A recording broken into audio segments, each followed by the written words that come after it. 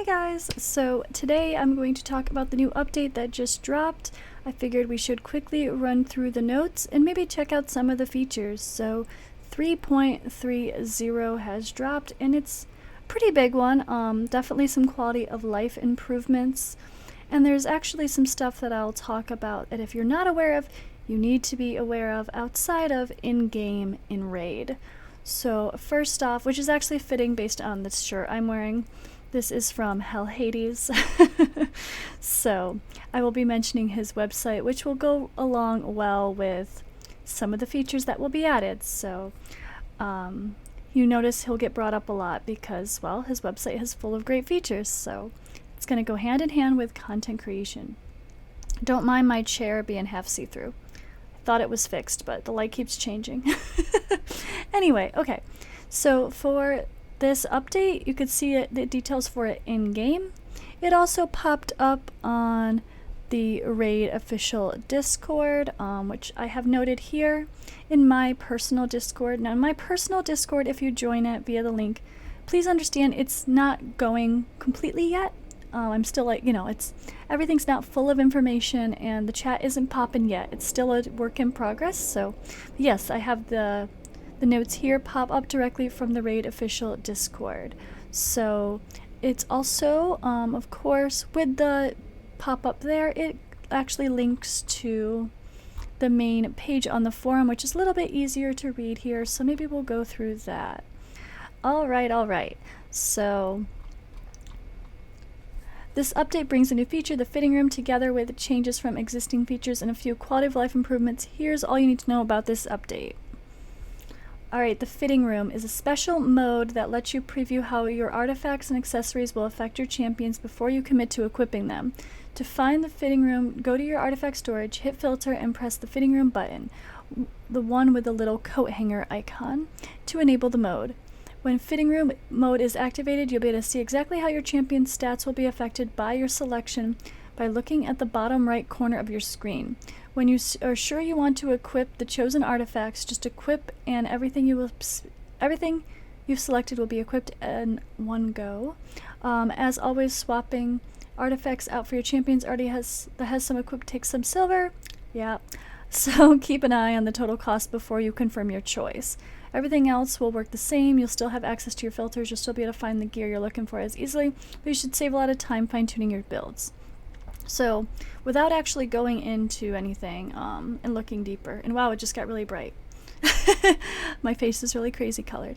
Without going into anything too crazy here, I mean, it sounds like we're not going to be able to click the little icon that shows the eye information icon that actually shows your full build. It looks like we might have to calculate from the base stats plus what the artifact bonuses give us. That would be a bummer if that's the case. I don't want to bring out the calculator every time I'm doing this. But okay, we'll see. So if you guys aren't already aware, hellhades.com has a raid optimizer. So I will show you real quick. hellhades.com. Boom. Ooh, that was bright. Let's see here. So if you join the membership level, including at the lower tier, you can actually access the Raid Optimizer beta. It is open to the public now. It'll log in with your account information and you'll be able to see the Raid Optimizer, which is a really great feature. He has information on how to use the tool. You could watch his video on it if you're not sure, but pretty much he has a tool that you can pull up your champions and kind of optimize. It's an optimizer. You can pick your desired stats and try to find the pieces of gear on your account that will fit those stats. So it's really helpful. You can see here, I guess I'm in the way again, damn it. It will break down what the changes will be after you equip the gear. You can select desired sets, but I'm not going to go overly into this. This is a whole nother video or explanation, but that tool will pair very well with the fitting room. The fitting room will allow you to actually, I guess, use Hell Hades tool first, find your desired pieces, put them into the fitting room option, and then you can tweak if you need to tweak, or if you haven't rolled a piece up that's level 8 or level 12, roll the piece up, then see your final stats, and maybe you have to tweak a little bit after that, but I think those two items will go hand in hand quite well. Of course, it would be nice if all the features that are on his optimizer were in-game, but I get that may not be possible for them yet, but maybe someday we'll have all those wonderful features completely in-game where you can really sort through your gear a little bit better. Now, I'm going to go through the rest of this fairly quickly. This is the big one, right? We're excited for the fitting room. We can save some silver. That's the big one. I'm really excited to dive into that and check it out as well. I may do a separate video completely just for the fitting room, but we'll see. I might tack that onto the end of this. See how this goes. Alright, so we also have a tag team arena rewards balance. We decided to decrease the number of gold bars. Oh, I gotta move myself again, don't I? Decrease the number of gold bars from the weekly tier placement, but they've increased how much you win. So they're really trying to make sure that you actually play Tag Arena before you can collect rewards, which is fair, whatever. We've also added a minimum battle limit to the eligible weekly rewards. From now on, you need to fight in at least 10 tag team arena series each week to be eligible for your tag team rewards and tier placement. So yeah, as expected, like I said, they're just trying to force us to actually play it, which, it makes sense. You shouldn't be getting rewards from something that you're not actually playing. So personally, I don't enjoy tag. It just takes too much time. If it didn't take so much time, sure, but Raid as a game takes a lot of time out of your day to actually do all the dailies. Personally, I've, for the second time, forgot about my Doom Tower keys. Like half of them, more than half of them. And now I'm like 2 weeks behind everybody else with the bosses. So it's hard enough to keep up on it as it is. So I don't know. They've got to change something, but we'll see. The Bazaar, they've added new additions. They did add avatars for bronze and silver, not for gold yet. And then there's 2 void champions if you're needing to get the person to fuse Broadmaw, which Broadmaw is great for faction wars, but that's probably the only place you'll use him. I wouldn't recommend using Broadmaw elsewhere in the game. He's okay, but his revives aren't the best. He doesn't give you much HP upon revive, but he's alright. He'll help you there. Now there's a bunch of champion AI and battle fixes. I guess I could quickly read through. Champions no longer move under freeze debuffs placed by Tormund the Cold. Yeah, his passive, sometimes it's weird. Yeah, you'll be frozen, but you still would move. I do remember seeing that. Fixed an error that occurred when Balinor activated Xavia's Poison Rain skill. If Xavia is under a block cooldown skill debuff. I don't have a Balinor. I haven't seen that. Taurus's Toxic Nova skill, including the Ascended version, now works correctly if Griptuk Mossbeard is on the same team. I'm not quite sure what they mean there. I'm guessing maybe the poison, the damage didn't actually increase like it should when you're under poisons. So we'll see if that makes Griptuk and Taurus a more ideal pair. We'll see. He already is, let's be honest, but I didn't realize it was broken. Alright, changes the icons of Faceless Lighting and Ice Bolt skills, so they changed some icons. Ursula the Mourner now correctly revives all allies with her Requiem skill. Okay. Spiderlings no longer spawn on top of each other in the spider's den. I've actually never noticed that. I didn't know that was the thing either. Maybe just because I'm so used to autoing it and walking away now. Let's see, fix the stun debuff animation if placed directly on a sleep. After sleep is removed. Yeah, I've always noticed that. Like, if you remove a sleep debuff and they're still stunned, they're, like, still awake now. They look awake, but they're stunned. I've wondered, I'm guessing that's the fix for that. We'll see. Fixed how Nogdar the Headhunter is displayed in the collection when viewed from the back. Fixed visual issues that affected Solaris and Purgator in the collection. Fixed an error that occurred when attempting to replay a battle on stage 20 of the Spider's Den after placing freeze debuffs on enemies of previous battle. I don't know what that one. Clan boss HP is now calculated correctly if a battle starts before the refresh and finishes after. I don't know what that will mean. Well, it'll probably cut out it'll count for the new one, I'm assuming. We also like to clarify the mechanics of Tormund's Wind passive skill. If Torment places his freeze debuff on a champion while they're in the process of placing a chain of multiple buffs, any subsequent buffs after the freeze won't be placed as the champion will be frozen. Alright, well, I don't have a Torment. One of these days I'll get to see some of this stuff in action. Now, there's other game experience enhancements. They said the charm slots in the Forge now show the correct number of charms. There made minor Forge AI or UI improvements. Changed the format of the material tooltip in crypt stages. If you have any classic arena tokens in your ward from quests, you can now use them directly from the arena interface when you run out of tokens. Oh, that's good, because it was just either the bag or it was like the 5 tokens. Maybe we can actually use the 5 tokens properly now. That would be nice. And I have to always go into your inbox. Purchase clan boss keys now added to your inbox separately. This means you'll be able to pick them up one by one rather than forced to collect them all at once. Now this is a big one. This was always super annoying when, if I would buy a pack that had 2, 3, or 4 clan boss keys, you're stuck using them all at once. So now, thank God that will not be the case, because sometimes you just want one more because you accidentally missed your 2-key Ultra Nightmare, or whatever. Alright, boss HP. Alright. Fixed display of effect names on Turkish language. Boss HP bars now correctly show the amount of lost max HP when a champion decreases their max HP using effects from the Destroy set. Seemed to be working fine, but I guess there was something bugged there. I guess. Large numbers of artifacts and accessories no longer cause display issues in the artifact storage. Added sound effects for destroying artifacts and accessories. Added the ability to go back to the bastion directly from the battle limit reached error. Not quite sure. I don't think I've ever had that issue, but we'll see. Alright, so why don't we take a quick look at some of this? So, of course, the big one is, well, here, we could see this first. The Forge is in front of us. So now right here you can see how many different charms you have in the Forge.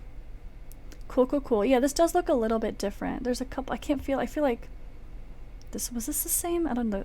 Everything looks a little different. The color's different here. Maybe it's because I'm trying to show you have a lot of stuff. Go use it. The fitting room I'm excited for. So let's pull up someone that I want to build.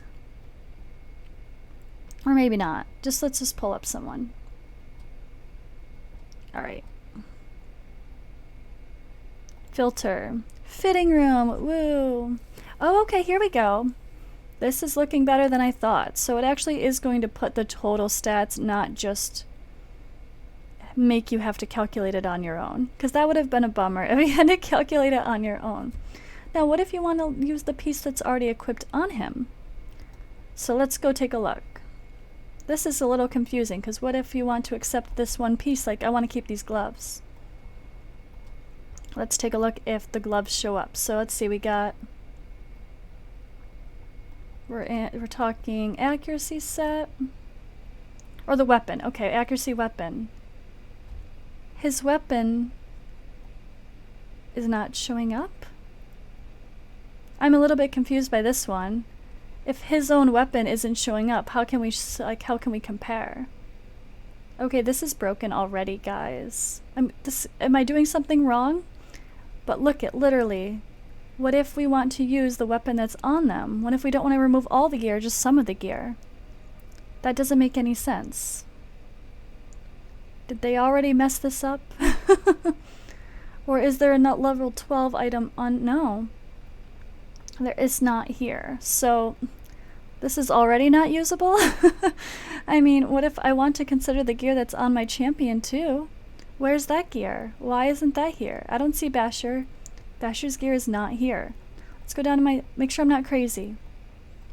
Let's go down to the stun sets.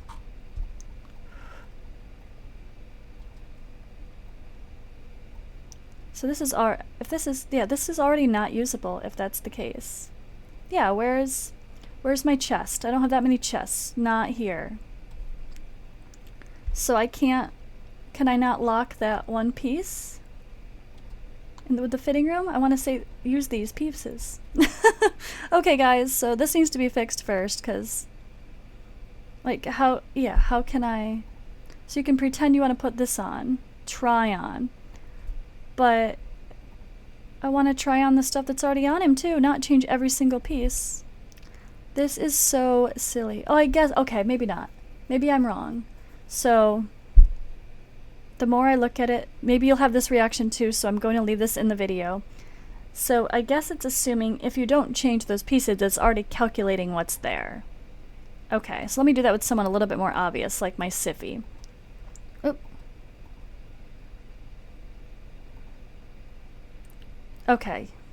So yes, okay. So assuming you don't put a piece in there, it's just going to leave that item there. So like it's gonna, if you don't replace the chest, it's going to assume you're using that chest. As you can see, my main stats here are all based on what's here currently. Okay, false alarm. But like I said, I'm gonna leave this in the video because you might be a little bit confused at that too. You're like, that's an honest first impression, so maybe they need to make that a little bit more clear. Maybe what it needs to do, if you you need to be able to click it to where it like locks it or something, or it shows up highlighted looking just like this piece, like maybe it'll look the same.